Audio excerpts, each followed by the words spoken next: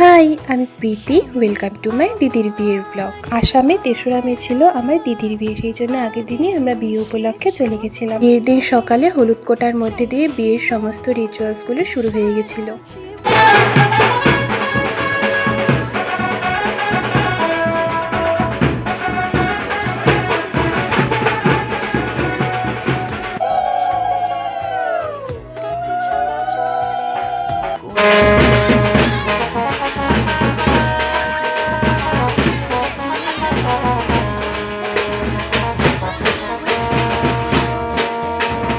তো বাড়িতে গায়ে হলুদের যা যা রিচুয়ালস ছিল সব শেষ করার পর আমরা সবাই মিলে চলে যাই জল ভরতে।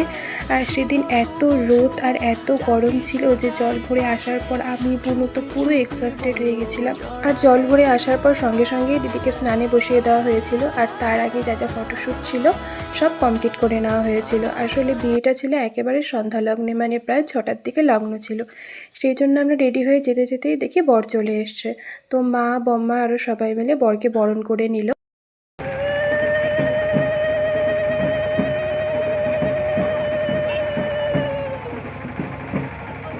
আর লগ্ন যেহেতু অনেক তাড়াতাড়ি, তাই বর আসার পর আর বেশিক্ষণ দেরি করা হয়নি, তাড়াতাড়ি বিয়ে শুরু হয়ে গেছিলো।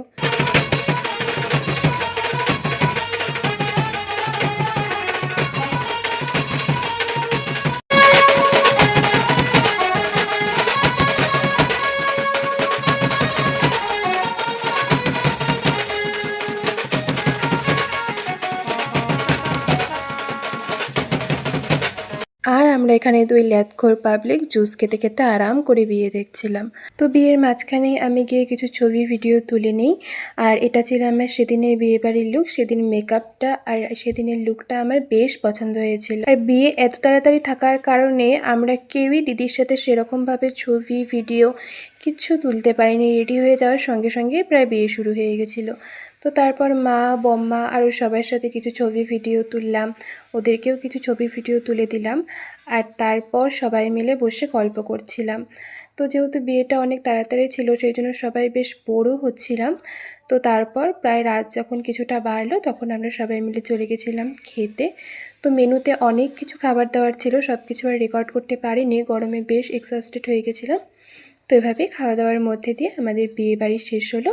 দেখা হচ্ছে অন্য একটা ব্লগে। বাই।